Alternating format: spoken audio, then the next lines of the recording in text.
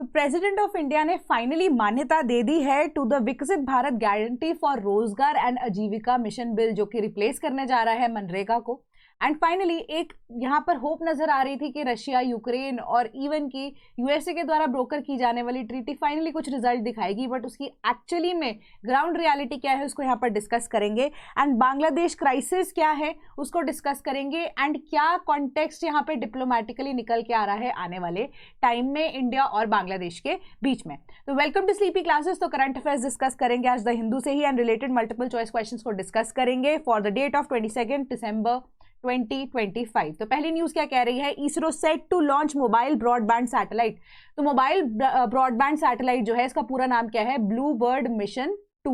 ठीक है, मिशन 2 क्यों, क्योंकि 2024 के अंदर ये मिशन 1 ऑलरेडी लॉन्च किया जा चुका है, जिसमें सेट ऑफ 5 सैटेलाइट्स लॉन्च की गई थी। ठीक है, उसके बाद अगर आप देखोगे अभी के टाइम पे the next set of satellites जो है उसको लॉन्च किया जाएगा किसके द्वारा, LVM-3 के द्वारा। एंड इसको M6 मिशन यहां पर नाम दिया गया है 24 दिसंबर 2025 को। तो अब ये कम्युनिकेशन सैटेलाइट है, तो डायरेक्ट यहां पर एक्सेसिबिलिटी प्रोवाइड करने वाला है किसकी, 4G की, 5G की इंटरनेट कनेक्टिविटी डायरेक्टली आप कहां से, सैटेलाइट से towards the phone. And mobile operators की तरफ से ये सैटेलाइट्स जो है वो काम करेंगी, ऑपरेट करेंगी, इंस्टेड ऑफ द फैक्ट के पहले जैसे स्पेक्ट्रम्स को बेचा जाता था सैटेलाइट्स के अंदर, वो चीज अभी मतलब उतने रेट पे, स्केल पे नहीं होगी। ठीक है, बट डायरेक्टली यहाँ पर जो ब्रॉडबैंड कंपनी है उनके साथ यहां पर कोलैबोरेशन करते हुए यूएसए के द्वारा ये सैटेलाइट्स को लॉन्च किया जा रहा है। एंड ये इंडिया का और यूएसए का एक तरह से आप जॉइंट वेंचर कह सकते हो when it comes to the launching of the satellites. ठीक है, तो मोबाइल कंपनीज जो है वो डायरेक्टली आपका जो सर्विसेज हैं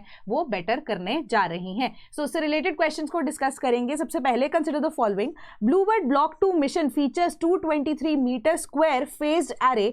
Second, the Bluebird Block 2 satellites will be placed in medium Earth orbit. Which of the statements above is or are correct? तो इसका करेक्ट आंसर बनता है ऑप्शन नंबर ए। ठीक है, स्टेटमेंट 1 इज करेक्ट। तो अब बेसिकली क्या है, फेज्ड एरे क्या है, phased array is a concept of communication. ठीक है, जो कम्युनिकेशन के अंदर या इवन नेटवर्किंग जो जनरली पढ़ते हैं उनको ये आइडिया होता है कि एक कॉन्सेप्ट आता है हमारे पास लेटेंसी, जिसको हम लेमैन लैंग्वेज में बोलते हैं। लेटेंसी का मतलब क्या होता है, कितना डिले आ रहा है आपका डाटा जो प्रोसेस किया जा रहा है सैटेलाइट के द्वारा जो भेजा जाएगा। ठीक है, तो अब यहाँ पर जो लेटेंसी है वो लेवल इतना ज्यादा कम कर दिया गया है कि आपका जो काम है या जो आपकी इंटरनेट सर्फिंग है या इवन की आपकी मोबाइल की कनेक्टिविटी है ऑल टुगेदर वो इतनी ज्यादा होगी कि एक फेज्ड एरे में, यानी कि एक फेज्ड या अरेंज्ड मैनर के अंदर उसको इस तरीके से with a network of different antennas maintain किया जाएगा ताकि जो लैग है, जो लेटेंसी है, जो डिले है वो मिनिमल किया जा सके। तो one of the fastest set of satellites जो कि लॉन्च की जानी है ऑन दिसंबर 24, 2025। ठीक है, तो अब इसको यहाँ पर प्लेस किस में किया जाएगा, मीडियम अर्थ ऑर्बिट में नहीं, इसको लो अर्थ ऑर्बिट में प्लेस किया जाएगा। क्यों, क्योंकि एक चीज यहाँ पर ध्यान में रखना कि कोई भी कम्युनिकेशन सैटेलाइट है, ठीक है, अब उसको अब बेसिकली डिफेंस पर्पस के लिए भी इसको यूज किया जाना है। ठीक है, डिफेंस के अलावा अगर आप देखो गवर्नमेंट इसको मतलब बेसिकली यूज कर सकती है, इसके अलावा जो प्राइवेट कंपनीज है वो भी इसको यूज कर सकते हैं। तो पब्लिक एंड इवन प्राइवेट दोनों सेक्टर्स के लिए सैटेलाइट्स ओपन है। तो अब इसी के लिए अगर आप देखो कि अगर आप मीडियम अर्थ ऑर्बिट के अंदर किसी को प्लेस करोगे तो लेटेंसी ऑब्वियस सी बात है ना सैटेलाइट की वो ज्यादा होगी as compared to the low earth orbit. तो लो अर्थ ऑर्बिट के अंदर इसको प्लेस करने का एक बेसिक मोटिव ही यही है कि जो लेटेंसी है उसको कम किया जा सके और जो स्पीड है वो अब बेटर तरीके से दी जा सके टू द कंज्यूमर्स, बीट चाहे वो प्राइवेट सेक्टर है या पब्लिक सेक्टर है ऑल टुगेदर। तो करेक्ट आंसर है स्टेटमेंट नंबर ए, ओनली 1। तो कैरेक्टरिस्टिक्स एक बार इसके दोबारा से पढ़ लेना, ये इसरो की साइड से मैंने आपको सारी इंफॉर्मेशन यहाँ पर दे दी है। LVM-3 जो हमारे पास है, M6 मिशन जो है उसके बारे में यहाँ पर आपको इंफॉर्मेशन दी गई है एंड पूरा का पूरा मिशन जो है हमारा ब्लूबर्ड मिशन वो क्या कहता है वो आपको यहाँ पर बता दिया गया है। Then environment minister reviews measures to address human wildlife conflict. तो अभी रिसेंटली आप देखोगे कि ह्यूमन वाइल्ड लाइफ कॉन्फ्लिक्ट ना बहुत ज्यादा बढ़ गया। एक बार तो डायरेक्ट कॉन्टैक्ट आता है तब भी, एंड इवन कि अगर आप देखो कि मोस्ट ऑफ द केसेस में अभी असम के अंदर भी इवन कि एक एलिफेंट है, उनका जो कब है, बेसिक कब भी क्या उनका जो बेबी एलिफेंट है बेसिकली ही और शी लॉस्ट देयर लाइफ, है ना। तो अब सेम ही चीज जो है चीता के कब्ज को लेकर भी हुई थी। तो रिपीटेडली इंसिडेंट्स इतने ज्यादा होते जा रहे हैं कि ह्यूमन वाइल्ड लाइफ कॉन्फ्लिक्ट जो है वो बढ़ता जा रहा है, एक मुद्दा बनता जा रहा है। तो NTCA की यहाँ पर 28th मीटिंग हुई, that is national tiger conservation authority की 28th meeting 22nd steering committee के द्वारा यहाँ पर देखी गई, ऑब्जर्व की गई। मीटिंग के अंदर यहाँ पर क्या चीज डिस्कस हुई, प्रोजेक्ट एलिफेंट और प्रोजेक्ट चीता के बारे में स्पेसिफिकली डिस्कस किया गया। क्यों, क्योंकि चीताज एंड एलिफेंट्स को लेकर ही ह्यूमन वाइल्ड लाइफ कॉन्फ्लिक्ट जो है वो बहुत ज्यादा यहाँ पर देखने देखने को मिल रहे हैं। तो उन्होंने बोला कि क्या क्या यहाँ पर मुद्दे हैं उनको आइडेंटिफाई किया जा सके कि जिससे minimal human wildlife conflict हो सके, ठीक है, मिनिमल, क्योंकि इसको इराडिकेट तो नहीं किया जा सकता, ठीक है, मिनिमल जो है यहाँ पर उसको किया जा सके। एंड जो प्रॉब्लम्स यहाँ पर फेस की जा रही हैं, चैलेंजेस फेस किए जा रहे हैं, इवन टाइगर रिजर्व्स में भी क्या क्या प्रॉब्लम्स आ रही हैं, उन्हीं मेजर्स को यहाँ पर एड्रेस करते हुए जो भी आउटकम्स होंगे वो ये कमिटी यहाँ पर डिसाइड करेगी। एंड आउटकम्स के अंदर अंदर यहाँ पर डिसीजन जो है टेक्निकल कमिटी के द्वारा हो सकता है कि टाइगर कंजर्वेशन के कॉन्टेक्स्ट के अंदर extension and expansion of project चीता की जा सके, टाइगर्स की ट्रांसलोकेशन की जा सके, प्रे ऑगमेंटेशन दोनों की जा सके, लैंडस्केप मैनेजमेंट हो सके and carnivore health management training programs को आने वाले टाइम में भी लॉन्च भी किया जा सकता है when it comes to project cheetah under project tiger, ठीक है। एंड जो प्रोजेक्ट एलिफेंट की बात की गई तो स्टीयरिंग कमेटी जो है रिव्यू कर रही है रीजनल एक्शन प्लान्स को, स्पेसिफिकली कौन से एरियाज के अंदर, साउथ इंडिया के अंदर and north eastern region of India के अंदर, क्योंकि मेजरली एलिफेंट्स की जो तादाद है वो वहां पर ज्यादा पाई जाती है एंड इंसिडेंट्स जो है वहां पर भी बहुत ज्यादा देखने को ही मिल रहे हैं। तो क्वेश्चन इससे रिलेटेड डिस्कस करते हैं। पहली स्टेटमेंट कह रही है national tiger conservation authority has been constituted under section 38L sub clause 1 of the wild life protection act, ठीक है। सेकंड स्टेटमेंट कह रही है national tiger conservation authority consist of 25 members, which of the statements above is or are correct?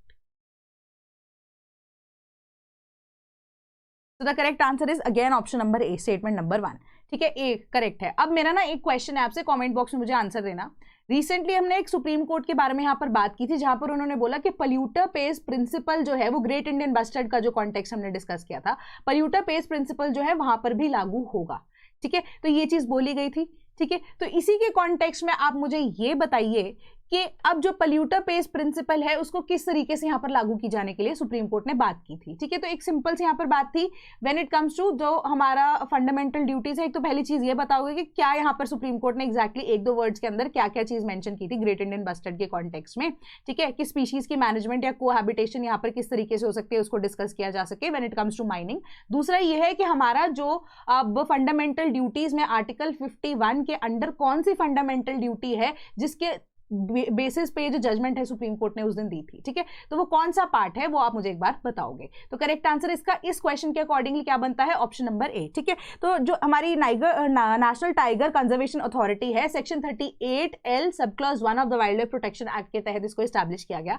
But when it comes to total number of members अगर हम देखें तो that will be 29 currently अभी के accordingly, ठीक है। तो आपका सेक्शन 38L जो है वाइल्ड लाइफ प्रोटेक्शन एक्ट 1972 का, उसके अकॉर्डिंगली आपको मैं बता देती हूँ कौन से मेंबर्स इसके अंदर इंक्लूडेड होते हैं।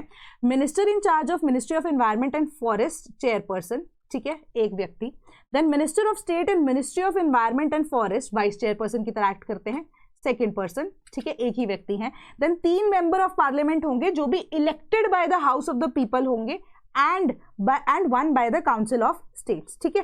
3 मेंबर्स टोटल है, आउट ऑफ विच एक जो मेंबर है वो राज्यसभा से होंगे और जो 2 मेंबर्स होंगे वो लोकसभा से होंगे। तो 3 मेंबर्स ये हो गए, ठीक है। 8 एक्सपर्ट्स और प्रोफेशनल्स जिनकी मिनिमम प्रिस्क्राइब्ड क्वालिफिकेशन एक्सपीरियंस है कंजर्वेशन के अंदर वाइल्ड लाइफ की, ठीक है। तो 8 ये हो गए हमारे पास। Then secretary minister of environment and forest एक ये हो गए। Director general of forest and special secretary minister of environment and forest एक व्यक्ति ये हो गए। Then director wild life preservation ministry of environment and forest एक व्यक्ति ये हैं। Then 6 chief wild life wardens from tiger reserve states in rotation for 3 years, ठीक है। तो 6 ये हो गए मेंबर्स हमारे पास। And officer not below the rank of joint secretary and legislative council from the ministry of law and justice एक व्यक्ति यहाँ पर ये हो गए, ठीक है। सेक्रेटरी एक, secretary minister of social justice and empowerment एक, chairperson national commission for scheduled tribes 1, then schedule caste के लिए 1, then secretary minister of Panchayati Raj 1, inspector general of forest और an officer of the equivalent rank जिसमें at least 10 साल का जिनको experience होगा in a tiger reserve और वाइल्ड लाइफ मैनेजमेंट, तो एक व्यक्ति ये हो गया। तो आप टोटल कर लीजिए 2, देन 5 और 8 13, 13 के बाद 1 14, 15, 16, 16 और 6 यहाँ पे 22, 23, 24, 25, 26, 27, 28 और 29, टोटल 29 मेंबर्स आपके ये होंगे, ठीक है। और एग्जैक्ट यहाँ पे फॉर्मेशन की अगर हम बात करें एनटीसीए की तो वो सेक्शन 38L सब क्लॉज 1 के अंडर यहाँ पर एस्टैब्लिश की गई है। एंड इसी का ही सेक्शन जो सब क्लॉज 2 है उसकी वजह से एस्टैब्लिशमेंट यहाँ पर क्या बोलती है कि जो एनटीसीए फॉर्म होगी उसके अंदर जो मिनिस्टर होंगे वो चेयरपर्सन की तरह एक्ट करेंगे एंड जो मिनिस्टर ऑफ स्टेट होंगे वाइल्ड लाइफ कंजर्वेशन के लिए स्पेसिफिकली तो वो हमारे वाइस चेयरपर्सन की तरह एक्ट करेंगे, ठीक है, तो आपका ये करेक्ट आंसर बनता है statement number A. Then centre rejects mining push charge behind Aravalli definition. तो अब हमने ना रिसेंटली ये डिस्कस किया था नवंबर के मंथ के अंदर कि सुप्रीम कोर्ट की एक यहाँ पर ना जजमेंट आई थी जिसके बेसिस पे उन्होंने बोला कि अरावलीज की कंजर्वेशन बहुत ज्यादा इंपॉर्टेंट है एंड माइनिंग को लेकर वहां पर एक पिटिशन फाइल हुई थी अरावलीज के अंदर कि जो अब यहाँ पर माइनिंग अगर आपने शुरू कर दी कि अरावलीज जो है इंडिया की कल्चरल एंड इवन की हिस्टोरिकली भी या इवन ज्योग्राफिकली भी एक धरोहर है, एक हेरिटेज की तरह एक्ट करती है, प्लस ये बहुत ज्यादा यहाँ पर इंपैक्ट करती है मॉनसून पैटर्न ऑफ इंडिया को भी। ठीक है, तो क्या अगर यहाँ पर माइनिंग शुरू कर दी, क्वायरिंग शुरू कर दी है, अगर पूरा का पूरा प्रोसेस अगर शुरू कर दिया जाता है तो इससे क्या होगा, अरावलीज का लॉस बहुत ज्यादा होगा। ठीक है, अरावलीज लॉस मतलब वेदर पैटर्न जो मॉनसून पैटर्न है इंडिया के अंदर वो बहुत ज्यादा चेंज होने के चांसेस हैं। ठीक है, सो अब इसी वजह से अब उन्होंने यही चीज को बोला कि ये जो प्रॉब्लम है ना सुप्रीम कोर्ट की ने एड्रेस करते हुए बोला था कि अरावलीज को लेकर आपका पूरा कंप्लीट प्लान क्या है द सेंट्रल गवर्नमेंट का, they need to first of all let us know that. ठीक है, एंड किस तरीके से अगर कंजर्वेशन अरावलीज की जा रही है तो वो की जाएगी आने वाले टाइम में। How does the central government plans on keeping things in you can से in under the control also, and किस तरीके से साइमल्टेनियसली यहाँ पर माइनिंग की जाएगी उसके बारे में यहाँ पर जो सरकार है उनका जवाब आया है। पहली चीज यहाँ पर मैं बता दूं कि अरावली हिल की जो नई डेफिनेशन है वो क्या कहती है कि अरावली हिल कोई भी इस तरीके का लैंडफॉर्म है जो कि डेजिग्नेटेड है अरावली डिस्ट्रिक्ट्स के अंदर ही, और एलिवेशन उनकी मिनिमम एटलीस्ट 100 मीटर्स तो होगी ही होगी और उससे ज्यादा भी हो सकती है, एंड एक लोकल रिलीफ की तरह ये फॉल करती है अंडर द अरावली रेंज। तो इनको हम अरावली हिल की तरह यहाँ पर देखा जाएगा। तो जो सरकार की तरफ से यही स्टेटमेंट आई, उन्होंने बोला कि अरावली हिल्स अगर 100% है, सपोज कीजिए पूरे एरिया को वो 100% जो है along the states of India cover भी कर रही है, तो उसी 100% के अंदर अगर आप देखोगे तो 0.19% ऑफ द एरिया ही सिर्फ अंडर माइनिंग डेडिकेट किया जाएगा। और ऐसा भी नहीं है कि जो ये अरावली हिल की डेफिनेशन आपको बताई गई है कि यहाँ पर सिर्फ और सिर्फ 100 मीटर्स का ही हम आइडिया लेकर उसको अरावली हिल की तरह यहाँ पर डिफाइन करेंगे कि 100 मीटर से नीचे वाले जो अब आप कह सकते हो हिल टॉप्स हैं या हिल्स हैं वो भी अरावलीज के अंडर आएंगी। ठीक है, फॉल करेंगी ही करेंगी, बट जरूरी नहीं है कि वो पर्टिकुलर एरिया जो है वो माइनिंग के अंदर साइमल्टेनियसली चला जाएगा। ठीक है, उन्होंने बोला कि सिर्फ एक छोटी मोटी जो एरियाज हैं उनको आइडेंटिफाई किया गया है ओनली फॉर माइनिंग, उसके अलावा बाकी जो अरावलीज हैं वो पूरी तरीके से सेफ यहाँ पर रखी जाएंगी। सो जो भी यहाँ पर इशू क्रिएट किया जा रहा है वाया पिटिशंस वो इनफॉर्मल तरीके से यहाँ पर आपको बताया जा रहा है और वो इनकरेक्ट इन्फॉर्मेशन आपके साथ शेयर की जा रही है। ठीक है, तो कंक्लूजन में उन्होंने ये बोला कि अरावलीज जो है पूरी तरीके से यहाँ पर आश्वस्त किया गया सेंट्रल गवर्नमेंट के द्वारा सिक्योर तरीके से उनके अंदर यहाँ पर जहाँ पे भी रिक्वायर्ड एरियाज हैं वहाँ पर माइनिंग कंडक्ट की जाएगी, एंड सरकार पूरी तरह से चाहती है कि उनको अगेन यहाँ पर प्रोटेक्ट किया जा सके क्योंकि इंडिया के लिए ये एक इंपॉर्टेंट साइट है। देन क्वेश्चन को डिस्कस करते हैं अरावली से रिलेटेड। ये आर्टिकल जो है डायरेक्टली पीआईबी में आपसे पूछा गया, जिसके बेसिस पे न्यूज है, तो पीआईबी में ये आर्टिकल पब्लिश किया गया है, तो उसको भी डिस्कस करते हैं। Consider the following, historically the Aravallis have been recognised across 37 districts by state governments. Second statement कह रही है the new definition of Aravalli range, पहले अरावली हिल की हमने डेफिनेशन यहाँ पर देखी थी माइंडेड। ठीक है, the new definition of Aravalli range is 2 or more Aravalli hills located within the proximity of 500 metres from each other. Which of the statements above is or are correct? तो इसका करेक्ट आंसर है option number C, दोनों की दोनों statements यहाँ पर correct है। ठीक है, तो पहली जो आपकी स्टेटमेंट कह रही है कि Aravalli hills and ranges are amongst India's oldest geological formations, क्योंकि हिमालय से भी पहले ये ऐसे माउंटेन्स हैं जो इंडिया में एग्जिस्ट करते हैं। ठीक है, जो कि अब दिल्ली, हरियाणा, राजस्थान एंड इनटू गुजरात यहाँ पर फॉल करते हैं। हिस्टोरिकली इनको रिकॉग्नाइज जब किया जाता है, डिस्ट्रिक्ट्स कितनी है यहाँ पर, अक्रॉस 37 डिस्ट्रिक्ट्स इसको रिकॉग्नाइज किया जाता है टोटल ऑन अ टोटल जो जहाँ पे स्टेट गवर्नमेंट्स ने इनको नोटिफाई किया है। ठीक है, तो with their ecological role noted as a natural barrier against the northern desertification and a protector of biodiversity and water recharge, इनको सेंट्रल गवर्नमेंट ने रिकॉग्नाइज भी किया है। सुप्रीम कोर्ट ने भी उनको यहाँ पर हेरिटेज की तरह ही कंसिडर किया है, एंड सस्टेनेबली इनको डेवलप कैसे किया जा सकता है प्रोटेक्शन के साथ साथ, तो वो उसके ऊपर फोकस किया जाएगा। तो डेफिनेशंस के बेसिस पे अगर अरावली रेंजेस हैं that is 2 or more Aravalli hills जो कि डिफाइन की गई हैं अबव, जो हमने आर्टिकल में भी डिस्कस की हैं, located within the proximity of 500 metres from each other, और उसको मेजर किससे किया जाएगा, outermost point on the boundary of the lowest contour line on either side of forms of Aravalli range. तो अब ये कॉन्टूर लाइंस ना basically क्या होती हैं, जो तो आईसीएसई में पढ़े होंगे ना उनको 10th में पता होगा कॉन्टूर लाइंस क्या होती हैं। तो जब हमारे माउंटेन्स होते हैं ना, जब उनको रिकॉग्नाइज करते हैं, कॉन्टूर लाइंस जो है ना बेसिकली जितना क्लोजली आपस में लोकेटेड होती हैं, तो उसी के बेसिस पे हम देखते हैं कि अब कौन से रीजन जो है वो माउंटेन रेंज है ना, उसी के बेसिस पे हम उनकी एलिवेशन को भी आइडेंटिफाई कर सकते हैं। ठीक है, तो अब इन्हीं कॉन्टूर लाइंस के बेसिस पे जो आउटर मोस्ट पॉइंट है उसकी एलिवेशन के बेसिस पे दूसरे के साथ उसका कितना डिस्टेंस बनता है, उसी हिसाब से जो अरावली रेंजेस हैं उसको आइडेंटिफाई किया जाएगा। ठीक है, तो ये सिंपल सी यहाँ पर बात आपको बताई गई है। Then railway to hike its fare from December 26। तो अब यहाँ पर हमने सिर्फ ये पढ़ना है कि रेलवे के जो प्राइसेस है वो हाइक किए जा रहे हैं। ठीक है, ऑन एन एवरेज यहाँ पर सिर्फ हम इतना देख रहे हैं कि जो एक ऑर्डिनरी क्लास जो कि 215 किलोमीटर एंड उसके बियॉन्ड जाएगी, तो 2 पैसे पर किलोमीटर जो है वो नॉन एयर कंडीशनल क्लासेस के लिए बढ़ाए गए हैं, और 1 पैसा पर किलोमीटर बढ़ाया गया है जो 215 से कम और ऑर्डिनरी के अंदर यहाँ पे ट्रैवल कर रहे हैं, और 26 दिसंबर से ये जो रेट है ये लागू किए जाएंगे। तो ऑन एन एवरेज यहाँ पर जो अब बोली गई है बात कि अगर आप एयर कंडीशनड एरियाज के अंदर, एयर कंडीशनड रेलवेज के अंदर भी अगर ट्रैवल कर रहे हो, तो सबसे ज़्यादा से ज़्यादा आपका जो 200-500 किलोमीटर्स के आगे भी अगर आप एक्सटेंड करते हो, ज़्यादा से ज़्यादा 10 से 15 रुपये का आपका जो टिकट का फेयर है वो इंक्रीज होगा। एंड इसके पीछे का रीज़न क्या है कि जो रेलवे है वो 600 करोड़ रुपये यहाँ पर रेज करना चाहते हैं इस साल के लिए as a result of its rationalisation. तो ये जो प्रोसेस उन्होंने यहाँ पर जिसके पीछे रीज़न दिया कि जो फेयर प्राइसेस है वो हाइक क्यों किए गए हैं, वो इसीलिए किए गए हैं वो क्योंकि 600 करोड़ जो है रेलवेज यहाँ पर चाहती है रेज करना for fundamental development of other projects.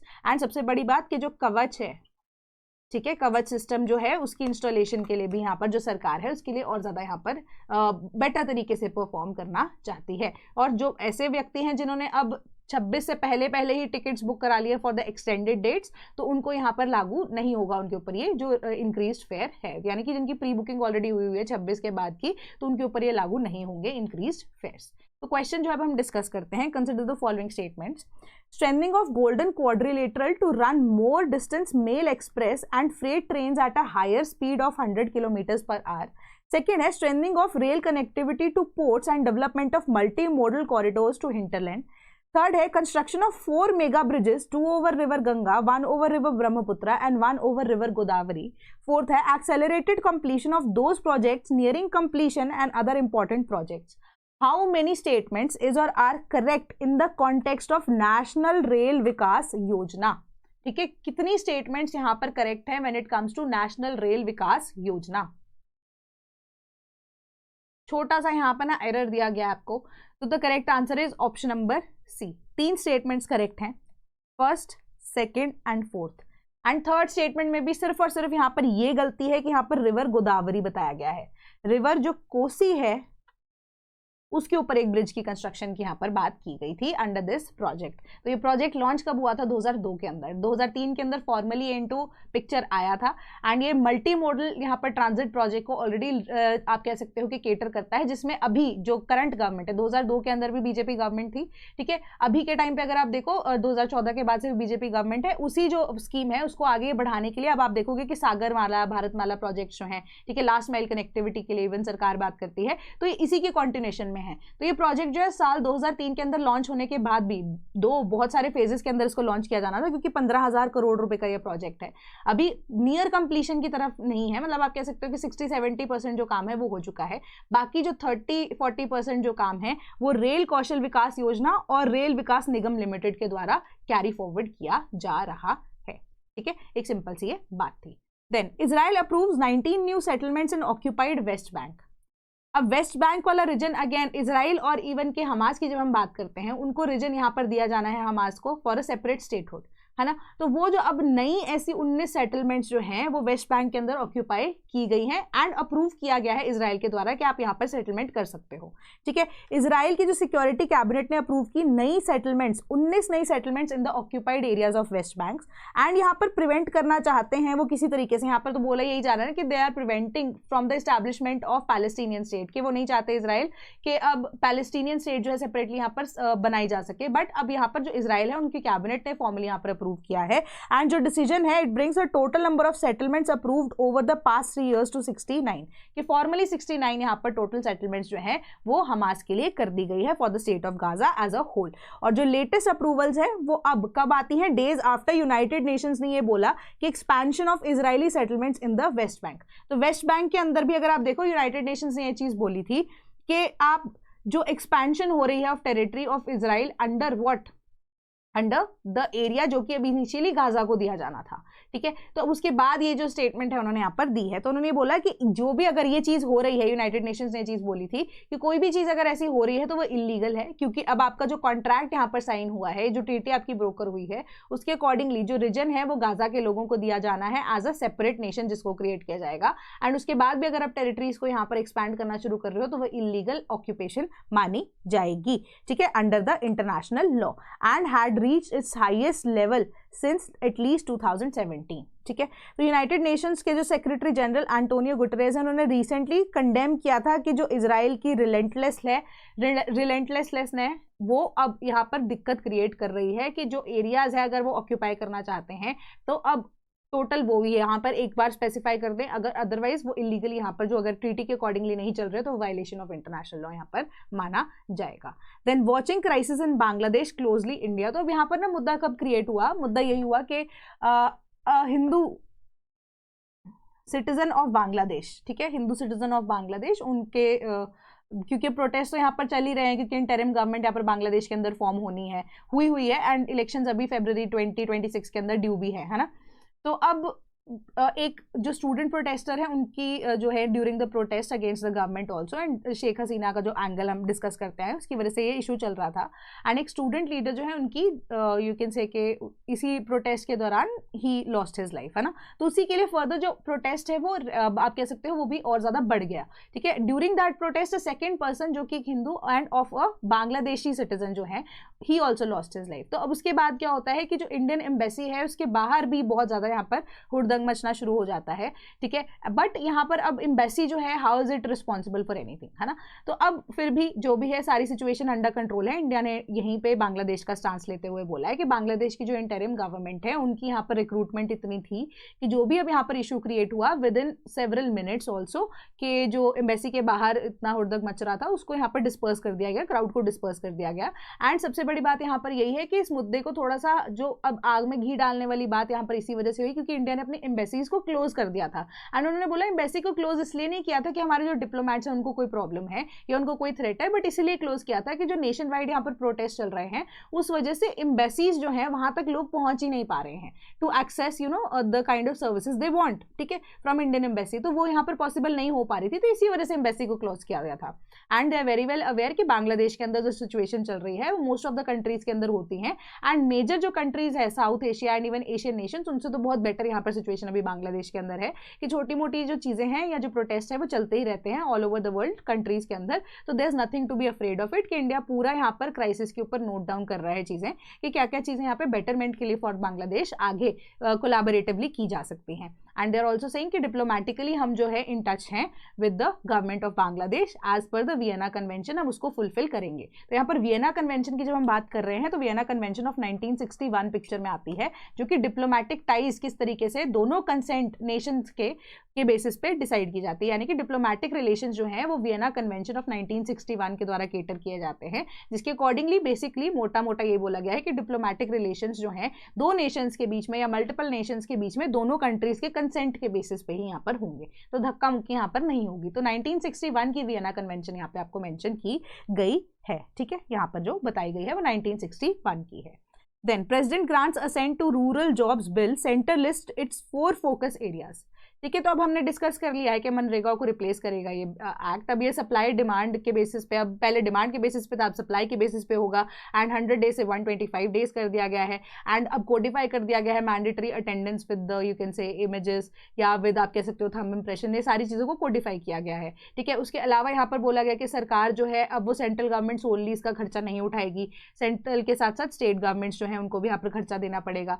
And सबसे बड़ी बात, सेंट्रल गवर्नमेंट के पास सोल अथॉरिटी है। मनरेगा का जो अब ये नया रिवाइज्ड वर्जन जो है उसको लॉन्च करके सारी की सारी अथॉरिटी सेंट्रल गवर्नमेंट के पास चली गई है। And central government during peak times या even at the time of its discretion also, अपने डिस्क्रिशन के अकॉर्डिंगली भी अगर आप देखो तो अब मनरेगा का काम जो है वो रोक सकती है, ठीक है। तो ये सप्लाई के बेसिस पे डिसाइड किया जाएगा, अब डिमांड के बेसिस पे नहीं है। तो इसके बेसिस पे अब यहाँ पर आपको न्यूज़ में यही चीज़ बोली गई है कि मनरेगा जो है it is formally being replaced, क्योंकि प्रेसिडेंट की तरफ से इनको असेंट यहाँ पर दे दी गई है। एंड सरकार ने यही बोला है कि अब जो आप मनरेगा के लेकर इतना ज़्यादा मुद्दा क्रिएट कर रहे हो, तो अगर डिले आता है मनरेगा की पे यहाँ पर भेजने में, तो आप कह सकते हो कि उसके लिए प्रोविजंस भी जो नया एक्ट है उसके अंदर दी गई हैं कि डिलेड अगर कॉम्पनसेशन मिलता है तो उसके लिए अप्रोक्सीमेटली सरकार ने बजट रखा है 1,51,282 करोड़ रुपीज़ का, ठीक है, कि इन केस अगर डिले होता है तो वहां से वो पेमेंट जाएगी। एंड 60-40 मॉडल के बेसिस पे जो रेवेन्यू है, रेवेन्यू भी क्या सॉरी, जो सैलरीज जो देनी है या वेजेस दी जानी है मनरेगा के वर्कर्स को,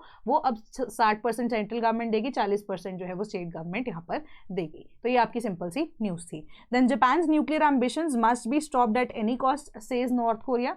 तो नॉर्थ कोरिया खुद से एक वेपनाइज्ड आप कह सकते हो या न्यूक्लियराइज स्टेट है, तो उनका भी अब क्या है, अब यहाँ पर ना मुद्दा आ गया है, नॉर्थ कोरिया बीच में छलांग लगा चुका है। क्यों? क्योंकि it is a close ally of even के you can say China and Russia also up to some extent, ठीक है। तो अब क्या है कि अब जापान को लेकर मुद्दा तो ऑलरेडी चल रहा है, क्योंकि ताइवान का मुद्दा इवन यूएस ने भी भड़काया, जापान ने भी भड़काया, तो अब बिल्कुल चाइना से सटा हुआ आप कह सकते हो कि नॉर्थ कोरिया है, जो कि क्लोज विसिनिटी में है जापान के, है ना। तो उनकी तरफ से भी यहाँ पे बोला जा रहा है कि जापान के जो आइडियाज़ हैं वो एक्सपेंशनिस्ट हैं, ठीक है, एक्सपेंशनिस्ट है, क्योंकि सेनकाकू आइलैंड्स की भी यहाँ पर बात की जाती है, तो वो भी मुद्दा है ही है चाइना के साथ। तो यहाँ पे ये बोला जा रहा है कि जो नॉर्थ कोरिया के अंदर स्पेसिफिकली उनके द्वारा जो स्टेटमेंट दी गई है कि जो जापान है उसको डी न्यूक्लियराइज यहाँ पर करने की जरूरत है, क्योंकि जो उनकी न्यूक्लियर एम्बिशंस है it is a threat to the society as a whole, ठीक है। एंड जापानीज स्टडीज को ही उन्होंने यहाँ पर कोट करते हुए ये statement at a global level दी है। Then Putin's readiness to speak with Macron welcome. France जो है, फ्रांस के अभी आप प्रधानमंत्री की बात करते हो, तो अब इमैनुअल मैक्रोन जो हैं उनसे मिलने पुतिन आने वाले टाइम में भी जा सकते हैं फ्रांस के अंदर। तो अब बेसिक इसका आइडिया क्या है, कॉन्टेक्स्ट क्या है इसका, कि यूरोपियन यूनियन की इंटरफेरेंस किसके साथ, यूक्रेन वाली डील को यहाँ पर ब्रोकर करने के लिए, है ना। एंड सबसे बड़ी बात, जो स्विफ्ट सिस्टम से इवन रशिया को निकाला गया था एंड जो पैसा रशिया का फंसा हुआ है उसको लेकर यहाँ पे आप कह सकते हो डिप्लोमेटिकली भी एंड इवन की आप कह सकते हो कि जो रिप्रेजेंटेटिव्स के द्वारा डिस्कशन होने के चांसेस हैं, तो उसके बाद में भी देयर आर चांसेस के यूक्रेन के साथ जो फाइनल ट्रीटी यहाँ पर peace treaty European union and even की आप कह सकते हो कि नेटो नेशंस की थोड़ी बहुत इंटरफेरेंस के साथ फाइनल हो सकती है। Then choose among TTP Pakistan Munir tells Afghan Taliban. तो Afghanistan and Taliban all together regime, Taliban regime चल रही है वहाँ पर, पाकिस्तान के साथ आप कह सकते हो कि उनकी डेली बेसिस पे क्लैशेस होते हुए नजर आ रहे हैं। बलोच रीजन के अंदर वहाँ पे बहुत सारे इश्यूज क्रिएट हो रहे हैं। बट अभी अफगानिस्तान का मैटर अगर हम देखें तो this is a second warning from Asif Munir, जो उन्होंने कहा है कि आइदर आप यहाँ पर जिहाद छोड़ दीजिए या इवन की जो आपकी इतनी तरफ से क्रूरता इनह्यूमन ट्रीटमेंट है यहाँ, तो आप वो छोड़ दीजिए, पाकिस्तान तक उसको मत लेकर आइए, आप अपनी कंट्री में जो मर्जी कीजिए। अगर आप वो कर रहे हो तो उसके जो कॉन्सिक्वेंसेज है वो अच्छे नहीं होंगे। एंड उन्होंने ये जो स्टेटमेंट दी है इस बार कहाँ दी है, national Ulema conference in Islamabad, ठीक है। तो उन्होंने बोला कि जो जिहाद अगर आप कंटिन्यू करते हो तो वो सिर्फ और सिर्फ उलेमा के कहने पे यहाँ पर होनी चाहिए एंड कॉन्जिक्यूटिवली सबका यहाँ पर यूनानिमस डिसीजन उस पर होना चाहिए कि आप in the name of terrorism ये चीज को नहीं कर सकते। Then US senator seeks military action if Hamas stays armed. तो उन्होंने बोला कि अब मुद्दा जो है इजराइल का किसके साथ चल रहा है, दो नेशंस के साथ चल रहा है फिलहाल, ठीक है। एक लेबनान के साथ चल रहा है जो कि 2024 के अंदर खत्म हो गया था इन द कॉन्टेक्स्ट ऑफ हिजबुल्ला, ठीक है। दूसरा इजराइल का मुद्दा यहाँ पर चल रहा है पैलेस्टीन के केस में, जहां पर हमास की बात की जा रही है, ठीक है। तो अभी ये ऑनगोइंग यहाँ पर आप एक तरह से 2025 में कह सकते हो सीज फायर तो डिक्लेयर हो गई, बट मुद्दा अभी भी ऑनगोइंग है। तो सेम तरीके से हिजबुल्लाह के जितने भी एरियाज है लेबनान के अंदर उसके ऊपर भी अटैक किया जा रहा है इजराइल के द्वारा अभी भी। तो क्यों, बेसिक रीजन यही है कि जो टू नेशन थ्योरी यहाँ पर in the case of Palestine भी अगर मानी गई थी वो इसी वजह से कि डीमिलिटराइजेशन करनी है ऑफ पैलेस्टीन, या आप कह सकते हो कि अब जो आर्म्स हैं वो उनसे हटाए जाए, है ना, कि अब डी न्यूक्लियराइज किया जा सके, न्यूक्लियर तो बहुत बड़ी बात है, डी वेपनाइज किया जा सके इन सभी स्टेट्स को। Same goes for Hezbollah also, ठीक है। सो अब इसी के कॉन्टेक्स्ट में यूएस ने फाइनली इंटरफेयर किया है। क्यों? यूएस का एक क्लोज अलाई है इजराइल, तो उन्होंने फाइनली ये चीज को बोला है यहाँ पर कि if this problem continues in Lebanon when it comes to Hezbollah and यही प्रॉब्लम पैलेस्टीन में हमास को लेकर अगर होती रही तो in that situation military actions जो है अगर लिए जाने चाहिए तो वो फाइनली अप्रूव भी कर दिए जाएंगे इवन बाय यूएस से ऑल्सो, ठीक है। तो अब अगर क्योंकि प्यार से कोई नहीं मान रहा है, थोड़े बहुत एक्शन से भी कोई नहीं मान रहा, तो एक फुल फ्लेजेड तरीके से अगर मिलिट्री एक्शन की रिक्वायरमेंट होती भी है तो इंटरनेशनल लेवल पे यहाँ पर इंटरफेरेंस करने के बाद उसको भी कंडक्ट किया जाएगा कि if Hezbollah refuses to give up their weapons down the road we should engage in military operations working with Lebanon, Israel and United States where we fly with Israel to take Hezbollah out. ठीक है, तो ये simple सी आपकी news थी। Then US forces stop oil tanker off coast of Venezuela again in 2 weeks. तो दूसरा tanker जो है इसको भी रोका गया है। पहली जो टैंकर या जो वेसल थी उसका क्या नाम था, सेंचुरीज। ठीक है, यूएस का जो हेलीकॉप्टर है उसकी लैंडिंग यहाँ पर कंडक्ट कराई गई। एंड इसके पीछे का रीजन क्या है कि तेल चोरी आप कर रहे हो, जो सामान आप बेच रहे हो ये स्मगलिंग का सामान है, या कई बार ड्रग ट्रैफिकिंग का भी आईओन आइडिया लगा दिया था। ठीक है, तो ये सारी चीजें जो है क्रिमिनल जो एलिगेशन यूएस की तरफ से अभी कोई ऐसे पुख्ता सबूत तो नजर नहीं आता है, बट ये जो अब मेजर आइडिया जो है वो यही लग रहा है कि वेनेजुएला की जो प्रो रशियन गवर्नमेंट है उनको गिराने का ये तरीका यूएसए की तरफ से नजर में आता है कि कैरेबियन एंड इवन के पैसिफिक वाले रीजन के अंदर यूएसए की क्लोज विसिनिटी में, सिंस कैरेबियन वाला रीजन पड़ता है, कि वो अपना यहाँ पर हेजीमनी या अपना दबदबा बनाकर रखना चाहते हैं। किसी भी तरीके से रशिया की इंटरफेरेंस या किसी और ऐसे पावरफुल नेशन या डेवलप्ड नेशन की जो interference in such a close proximity is a threat to US sovereignty in itself. ठीक है, तो ये सारा मुद्दा वहां पर चलता जा रहा है। Then Kremlin denies 3-way talks between US, Ukraine and Russia preparation. तो अब रिसेंट स्टेटमेंट जो जेलेंस्की की तरफ से वो यही आई थी कि जो अब यूएसए के द्वारा पहले तो बोला जा रहा था ना कि ब्रोकर डील है, अब बोला ये जा रहा है कि 3-way टॉक्स है, मतलब 3 इंडिविजुअल नेशंस जो है वो आपस में बैठ के यहाँ पर बात कर रहे हैं, जिसके बेसिस पे अभी डिसीजन डिसाइड होना है। एंड जेलेंस्की वापस से मुड़ के पलट भी जाते हैं, बोलते हैं कि अभी जो ये डील है इसको कोई भी सीरियसली यहाँ पर ले ही नहीं रहा है। ठीक है, कि we are expecting an outcome, अगर इसको थोड़ा बहुत सीरियसली भी लिया जा सके इन द नेक्स्ट 6 months, कि उससे पहले यहाँ पर हमें कुछ और होता हुआ नजर में नहीं आ रहा है। एंड इसी के स्टेटमेंट के बाद आप देखो कि रशिया, दैट इज क्रेमलिन की तरफ से जो स्टेटमेंट आई है वो यही स्टेटमेंट आई है कि जो अभी कोई भी इस तरीके का फाइनलाइज डिसीजन कुछ भी नहीं हुआ है, कि हम तो डिप्लोमेटिक टाइज के लिए ओपन है, बट कोई भी अभी सीरियस इस मुद्दे को नहीं ले रहा, तो मिलिट्री एक्शन लेने की रिक्वायरमेंट अगर पड़ती है तो वो होगी। बट अभी एक यहाँ पर इंपॉर्टेंट चीज आती है कि सिंस पुतिन जो है वो मैक्रोन से मिलने भी फ्रांस जाएंगे, उसके बाद इसके ऊपर में भी कुछ डिसीजन हो सकता है, नहीं हो सकता है, that will depend in the coming days and I will inform you. Then 2026-2027 के batches for UPSC as well as for optionals are live now. तो आपको कोई भी बैच की अगर इंक्वायरी करनी है तो आप हमारे टोल फ्री नंबर 1800-890-3043 पे कांटेक्ट कर सकते हैं। sleepy.classes@gmail.com पे हमें ईमेल भी कर सकते हैं। आप हमारी वेबसाइट www.sleepyclasses.com पे जाकर कोर्सेज देख भी सकते हैं, परचेज भी कर सकते हैं डायरेक्टली। यूपीपीसीएस का जो फाउंडेशन बैच है that is also live now. तो आपको ट्रायल पे लेक्चर्स भी इवन की दिए जाते हैं आजकल, कि अगर आपको क्वालिटी चेक करनी है या किस तरीके से आप इन डेप्थ चीज़ें पढ़ना चाहते हो तो उसके अंदर भी आपको यहाँ पर अवेलेबिलिटी करा दी जाती है। तो आपको करना क्या है, बस उसके लिए आपको एक स्पेसिफिक चीज़ करनी है कि आपको एक अकाउंट जो है फ्री में लॉगिन यहाँ पर क्रिएट करना पड़ेगा, ताकि आप जो ट्रायल लेक्चर्स हो उनको भी देख सकते हो। ठीक है, तो यूपीपीसीएस का बैच जो है यहाँ पर प्री एंड मेंस आपका टोटली कवर्ड होगा एक्सेप्ट फॉर हिंदी ऐसे। ठीक है, तो डायरेक्ट मैं आपको ये बात बता रही हूँ, सेम ही हमारा टोल फ्री नंबर है, सेम ही वेबसाइट है, सेम ही हमारी जीमेल आईडी है, तो you can very well reach out to us. And कोई भी डाउट होता है तो टेलीग्राम ग्रुप पे आप मुझसे पूछ सकते हैं in excess of the news जो कि हमने यहाँ पर पढ़ी है वो भी। एंड अगर यहाँ पर इस न्यूज़ के अंदर भी कोई प्रॉब्लम आती है तो आप मुझसे पूछ सकते हैं, कमेंट सेक्शन तो ऑलरेडी आपके पास अवेलेबल है ही। तो that is all from my side today, thank you so much.